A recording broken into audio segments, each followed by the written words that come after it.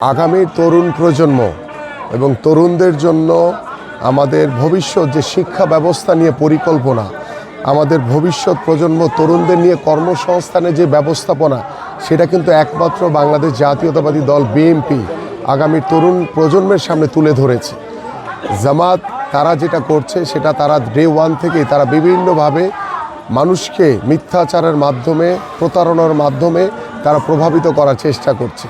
তারা যেমন জান্নাতের টিকিট ঘরে ঘরে ঘরে বিক্রি করার চেষ্টা করেছে, এখন আর জান্নাতের টিকিটের যেটা বিক্রি করা সেটা মানুষ আর খায় না, কারণ জান্নাত দেওয়ার মালিক একমাত্র আল্লাহর, কোনো মানুষের ক্ষমতা নেই এটি করার।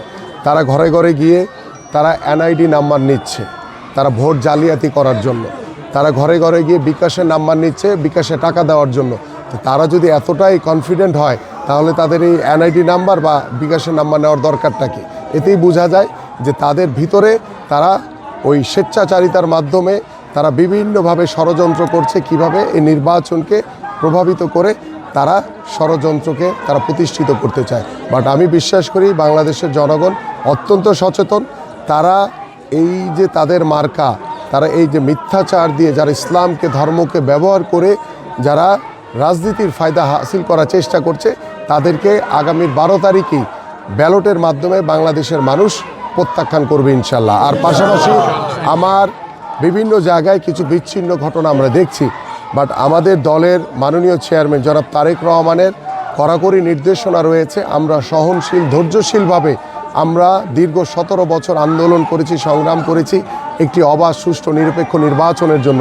সেই নির্বাচনের দ্বার প্রান্তে এসে আগামী 12 তারিখ আমরা সকলেই আশা করি যে নিরপেক্ষভাবে সুষ্ঠুভাবে যাতে একটি ভোট অনুষ্ঠিত হয়, এবং আমাদের পক্ষ থেকে এলাকার মানুষের পক্ষ থেকে সার্বিকভাবে আমরা সার্বিক সহযোগিতা করছি। কিন্তু জামাতের কিছু নেতৃবৃন্দ রয়েছে যারা ইতিমধ্যে অস্ত্রসহ ধরা পড়েছে, বিভিন্ন জায়গায় তারা অপকর্ম করে ধরা খেয়েছে।